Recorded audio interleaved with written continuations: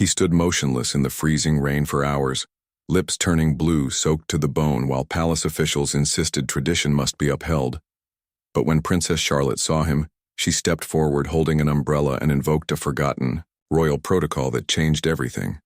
So what was this centuries-old tradition? And how did a 9-year-old princess know it by heart? Before we reveal what happened next, hit that subscribe button and drop a comment below, telling us where in the world you're watching from now. Without further ado, let's get into it. The rain fell in relentless sheets across London, transforming the ornate grounds of Buckingham Palace into glistening pools that reflected the darkened sky. Yet amidst this aquatic assault stood Sergeant Ewan Catterick of the Queen's Guard, a scarlet figure unmoved by the elements that had scattered tourists in every direction. His bare skin cap, normally an impressive display of military tradition, now served as a reluctant reservoir channeling rivulets down his already saturated uniform. Weather services had issued amber warnings across the capital, flash flooding, expected wind gusts reaching 40 mph, and temperatures dropping to unseasonable lows. Palace officials had quietly modified some ceremonial activities, but the guards remained at their posts, sentinels against not just potential threats, but against the compromise of centuries-old tradition. Sergeant Catterick's eyes remained fixed forward, his expression revealing nothing of the cold that had penetrated every layer of his uniform. The ceremonial rifle in his white-gloved hands remained perfectly positioned, the metal now slick and cold against his increasingly numb fingers. "Look at him standing there, still as a statue," whispered a woman to her companion as they hurried past. "I can't believe they make them stay out in this dedication." That, her companion replied with respectful admiration. "You wouldn't catch me standing still for 5 minutes in this downpour, let alone hours." In his mind, Catterick compared the current conditions to the monsoon season he'd endured during deployment in Southeast Asia. At least then movement had been possible, shelter eventually available. Today, his duty demanded perfect stillness, perfect composure regardless of nature's assault. A crack of thunder caused several remaining tourists to flinch, but Catterick remained motionless. The marble beneath his boots had become treacherous with rain, requiring subtle adjustments in muscle tension to maintain his perfect. These micro-corrections happened automatically after years of training, invisible to observers, but demanding significant physical control. From beneath the shelter of the palace colonnade, a small cluster of visitors had formed, their phones occasionally rising to capture images of the solitary guard, standing firm against the elements among them. An elderly man with military bearing observed with particular intensity, occasionally nodding, with understanding that suggested personal experience with such duty. Sergeant Ewan Catterick had served 12 distinguished years in Her Majesty's Armed Forces before his current posting to the Queen's Guard, 2 tours in Afghanistan, specialized training with NATO forces, and a peacekeeping deployment with the United Nations, had forged both his reputation and his character. The scar beneath his uniform, a reminder of shrapnel wounds sustained in South Sudan, occasionally tightened in cold weather, and today, it made its presence known with particular insistence. The Catterick man had stood guard for 3 generations. His grandfather had maintained position during the Great London Fog of 1952, when visibility dropped to inches. His father had stood watch through the bitter winter of 1971-188, when temperatures plummeted and water froze in cantons. Now Ewan continued this lineage of service, adding his own chapter to the family's proud tradition of unwavering duty. As the rain continued its assault, Catterick employed subtle techniques developed through years of ceremonial duty. The almost imperceptible shifting of weight from heel to toe prevented his feet from becoming completely numb. The careful management of each breath helped regulate his core temperature despite his soaked uniform. His eyes fixed on a specific stone in the palace facade, creating a mental anchor that helped disassociate from physical sensation. 6 months earlier, a routine patrol near Juba had ended, with an unexpected explosion and a medical evacuation. The shoulder injury had healed well enough for his return to active duty, but not without leaving its mark. The palace doctor had expressed concern about prolonged exposure to cold and damp, conditions suggesting modified duties during inclement weather. Qatar had politely declined. Weather's just weather. He had told his sister during a rare phone call last week, "South Sudan taught me what real discomfort means now." As lightning briefly illuminated the palace grounds, Catrick recalled his personal motto: discomfort passes, dignity remains. It was a phrase his grandfather had shared, attributed to some long-forgotten sergeant major, but it had become Catarick's touchstone. Through difficult moments, the weight of his sodden uniform had increased markedly since taking his post 2 hours earlier. The scarlet tunic, designed more for ceremonial splendor than practical protection, now clung heavily to his frame. Water had penetrated collar and cuffs, creating a persistent chill that worked its way steadily inward. Dr. Margaret Ashbury had planned today's historical walking tour of London carefully, but the weather had forced significant modifications to her itinerary. As the history professor shepherded her university students beneath the inadequate shelter of a nearby archway, her gaze repeatedly returned to the solitary guard standing in the downpour. "We should move on to Westminster Abbey," suggested her teaching assistant. "They've opened the cloisters early because of the storm." In a moment, Dr. Ashbury replied, her academic interest in royal tradition suddenly overshadowed by more immediate concerns. That guard has been standing there without relief for nearly 2 hours. Now lightning flashed dramatically across the London skyline, followed by a crack of thunder that suggested dangerous proximity. Several of her students jumped at the sound, huddling closer together beneath shared umbrellas as the rain intensified. "This isn't mere rain anymore," Dr. Ashbury muttered, noting how the guard's scarlet uniform had darkened to burgundy with saturation. "It's becoming dangerous." A practical woman by nature, Dr. Ashbury had always balanced her appreciation for historical tradition with modern sensibilities. Her academic career, studying British royal customs, had given her deep respect for the ceremonial aspects of monarchy. But her humanitarian instincts now overrode scholarly detachment. The barely perceptible tremor in the guard's white-gloved hands suggested the beginning stages of hypothermia. Decision made, she turned to her students. "Wait here, I'm going to speak with someone about this situation." Dr. Ashbury approached a palace staff member who stood beneath a black umbrella near the visitor's entrance. "Excuse me," she began, professional tone masking her growing worry. "I'm Dr. Margaret Ashbury, history professor at King's College. I'm concerned about the guard stationed at the East Post. He's been exposed to these conditions for an extended period." The staff member offered a polite but practiced smile. "The Queen's Guard operates under specific protocols. Madam, they're well trained for all weather conditions. I understand tradition perhaps better than most," Dr. Ashbury persisted. "But surely, there are provisions for extreme weather.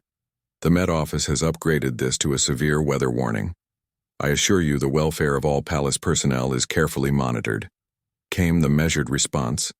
"The ceremonial duties of the Queen's Guard are governed by regulations dating back centuries." As they spoke, Dr. Ashbury noticed Sergeant Catrick's shoulders tensing against an involuntary shiver, a brief lapse in perfect control that spoke volumes about his deteriorating condition. Regulations dating back centuries didn't account for climate change or modern understanding of hypothermia, Dr. Ashbury countered. "That man is showing signs of extreme cold stress." "The rotation schedule is determined by the captain of the guard," the staff member replied with finality. "The traditions of the Queen's Guard are maintained regardless of weather." Dr. Ashbury returned to her waiting students, frustration evident in her usually composed features, historical significance and ceremonial importance. Aside, the practical reality of a human being standing motionless in near-freezing rain struck her as unnecessarily rigid adherence to tradition. "Is he going to be okay?" asked one of her students, a young woman who had been watching the guard with increasing concern. "Apparently tradition trumps welfare," Dr. Ashbury replied, unable to keep the edge from her voice as she spoke. She noticed the guard's face had paled significantly, lips taking on a bluish tinge visible even from a distance, making a sudden decision. She unfolded her own umbrella and moved purposefully toward the ceremonial barrier. "Dr. Ashbury, what are you doing?" called one of her students, alarmed by this unexpected deviation from their professors' usually proper behavior. "Something practical," she responded without slowing her pace. Several palace security personnel noticed her determined approach, their postures shifting from routine vigilance to focused attention. A uniformed officer stepped forward as she neared the barrier. "Mom, this area is restricted." Please remain behind the designated line. Dr. Ashbury stopped precisely at the barrier, her academic authority evident in both posture and tone. I understand, protocol officer, but that guard is showing clear signs of hypothermia. His condition has deteriorated significantly in just the past 20 minutes. The Queen's Guard operates under specific ceremonial guidelines. The officer explained. With practiced patience, there are medical professionals monitoring all personnel. Then, they're not doing their job properly too, Ashbury countered, gesturing toward Sergeant Catrick. Look at his coloring. His lips are blue and he's suppressing shivers that are clearly visible even from here. Tradition shouldn't mean pneumonia. I appreciate your concern, Mom, but I must ask you to step back. The security officer insisted, his tone firming. The ceremonial duties of the guard are not subject to public intervention. I'm not the public. I'm a concerned British citizen and a historian who understands these traditions better than most, Dr. Ashbury replied, opening her umbrella wider. Surely Queen Victoria wouldn't have expected her guards to stand unprotected in conditions that could cause lasting harm. The security officer's expression remained professionally neutral. Ma'am, regardless of your credentials or intentions, approaching the guard is strictly prohibited. Please return to the public area immediately. A small crowd had begun to form, despite the weather. Opinions clearly divided. The atmosphere grew tense as the confrontation continued. He's a person before he's a symbol, Dr. Ashbury insisted, her voice carrying to the gathered onlookers. I have studied royal traditions for 20 years. They evolved for good reasons, not to cause harm to those who uphold them. The traditions have specific provisions, the officer countered, none of which include civilian intervention. The unexpected sound of car tires on wet gravel drew attention away from the standoff. A sleek burgundy Bentley bearing the royal standard had diverted from its scheduled route, forced to adjust due to extensive flooding near Kensington Gardens. As the vehicle came to a smooth stop, a palisade hurried forward with a large black umbrella opening it, just as the rear door swung wide.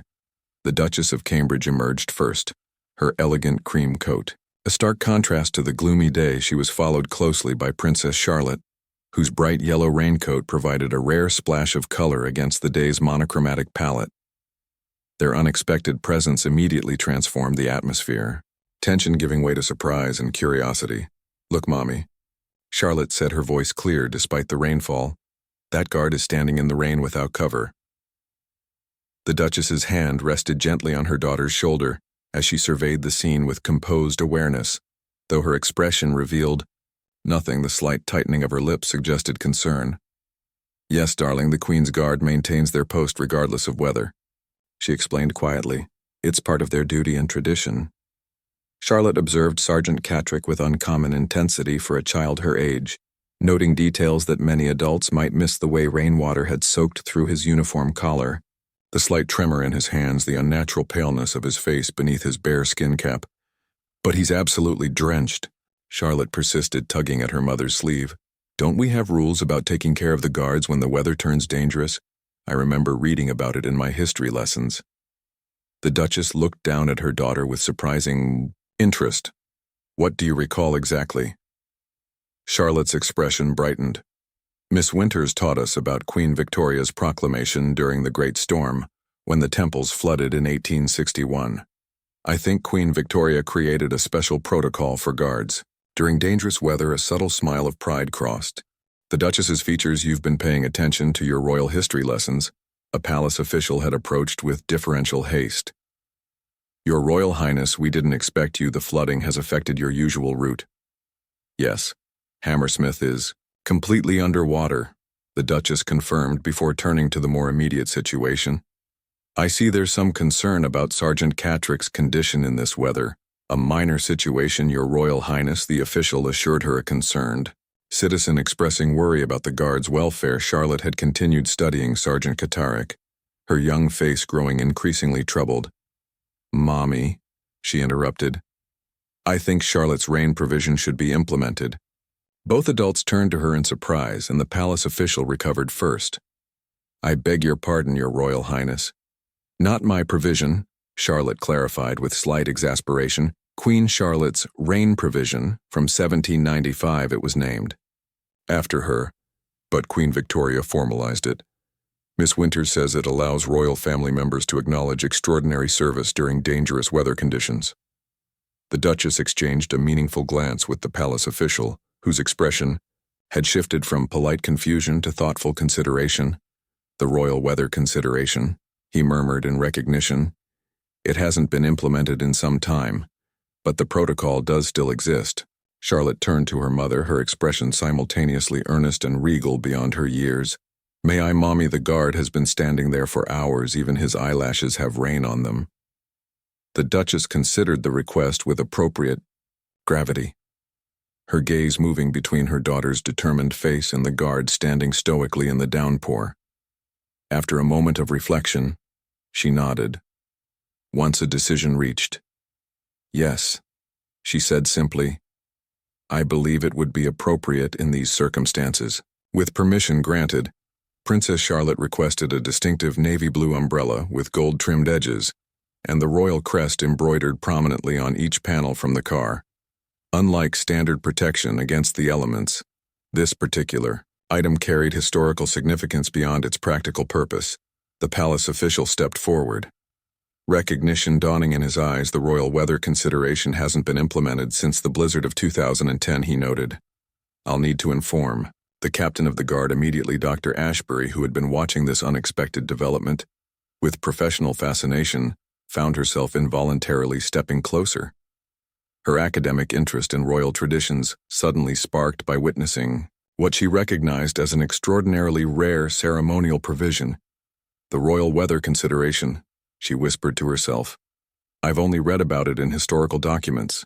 The palace official returned with a senior officer of the Queen's Guard, after a brief consultation with the Duchess. He turned toward Princess Charlotte with formal respect. "Your Royal Highness the Captain acknowledges and approves implementation of Queen Charlotte's reign provision," he announced with ceremonial gravity. "The protocol may proceed when you are ready." The palace official addressed the gathered observers. "Ladies and gentlemen, you are about to witness a rare royal tradition. Dating back to the reign of King George III during the Great Storm of 1795, Queen Charlotte observed a guard standing faithfully at his post, despite dangerous conditions. Concerned for his welfare, but respectful of duty, she established a protocol that would later be formalized by Queen Victoria during the Temple's flooding of 1861. The royal weather consideration acknowledges extraordinary service during hazardous conditions, the official continued. It permits specific accommodations without compromising the dignity and purpose of the guard's duty. While he spoke, Princess Charlotte received instruction from her mother reviewing the precise ceremonial steps required. The special umbrella was positioned exactly as tradition dictated, its orientation and angle matters of protocol, rather than convenience. The provision specifically states that only a royal family member may initiate the consideration. The official explained it represents the personal bond between the monarchy and those who stand guard. Acknowledging that duty flows in both directions, Princess Charlotte moved forward with careful steps. The ceremonial umbrella held precisely at the angle prescribed by tradition. The captain of the guard preceded her by exactly 3 paces when they reached the precise distance. From Sergeant Katarek's post, the captain stopped and executed a formal quarter turn. "Sergeant Ewan Katarek of Her Majesty's Royal Guard," he announced in clear tones. "Her Royal Highness Princess Charlotte approaches with the royal weather consideration." Charlotte stepped forward with remarkable poise. "Sergeant Katarek," she addressed him in a clear voice that carried surprising authority in recognition of extraordinary service during adverse conditions. "I present the royal weather consideration." She then performed a series of precise gestures that seemed ceremonial in nature, holding the umbrella with both hands, presenting it forward with the royal crest perfectly centered, then executing a quarter turn of the handle. Charlotte completed the ceremonial presentation by taking one more, precisely measured step forward by authority granted through Queen Charlotte's reign provision of 1795 and Queen Victoria's formalization of 1861. "Your extraordinary service is acknowledged. The Crown recognizes duty fulfilled beyond measure at." These words, 2 junior officers moved into position on either side of Sergeant Katarek. One officer held a position marker, a brass emblem on a slender pole that would temporarily designate the exact position Katarek had maintained. The captain Of the guard addressed Sergeant Catrick. Directly, Sergeant, the royal weather consideration has been invoked. Acknowledge and proceed. According to protocol, for the first time since taking his post hours earlier, Sergeant Catrick moved not breaking position, but responding with precise ceremonial acknowledgement. His white-gloved hand executed a formal gesture that signified acceptance of the royal consideration. The consideration is acknowledged with gratitude, he responded, his voice steady. Despite the cold, duty continues under royal acknowledgement. Dr. Ashbury watched in fascination. It's remarkable, she whispered to her students. The guard's duty isn't interrupted. It's formally acknowledged and accommodated. The position remains guarded through the marker, while the guard's welfare is addressed. As Charlotte completed the ceremonial presentation, a subtle but significant change occurred in Sergeant Catrick's bearing. Not a relaxation of discipline, but a shift to a specific formal stance that acknowledged the implemented protocol, i.e., position is maintained, the duty upheld. The guard respected, the captain announced, completing the formal implementation of the centuries-old tradition. As the ceremonial aspects concluded, practical provisions seamlessly followed the umbrella with. Royal insignia remained positioned over Sergeant Catrick, held by a junior officer. Though shelter from the rain was now provided, Catrick maintained his vigilant watch, his discipline uncompromised. Princess Charlotte remained for a moment longer. Are you feeling better now, Sergeant Catrick? She asked. Yes, Your Royal Highness, Catrick responded. The Crown's consideration is deeply appreciated. The Duchess approached, standing beside her daughter with evident pride. Sergeant Catrick, your dedication today has been exemplary. Thank you, Your Royal Highness, he replied. It's my honor to serve, the captain of the guard announced. The royal weather consideration remains in effect for the duration of hazardous conditions. All guards will maintain position under modified protocol until standard conditions return. The palace official approached Dr. Ashbury. The royal household appreciates genuine concern for our guards' welfare, he stated quietly, though there are established protocols for addressing such concerns. I see that now, Dr. Ashbury acknowledged. My academic understanding of these traditions clearly had gaps regarding practical implementation. Many of our oldest traditions include provisions for extraordinary circumstances, he explained. They've survived centuries precisely because they can adapt while maintaining their essential purpose. As the royal party prepared to depart, Princessy Charlotte approached Sergeant Catrick once more. My history teacher says Queen Victoria was particularly concerned about guards standing in rain because her own father became ill after reviewing troops in a storm. Your Royal Highness has an impressive knowledge of royal history.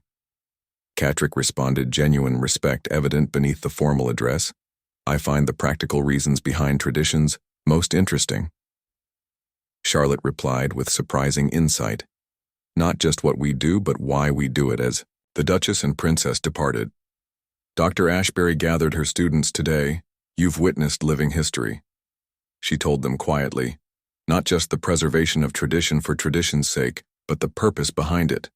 How meaningful traditions adapt while maintaining their essential dignity. So the tradition actually did include provisions for extreme weather all along? Asked a student. Yes. Dr. Ashby replied, the true strength of enduring traditions isn't rigid inflexibility, it's thoughtful adaptation that preserves their essential purpose. Have you ever witnessed a tradition that perfectly balanced historical respect with practical common sense?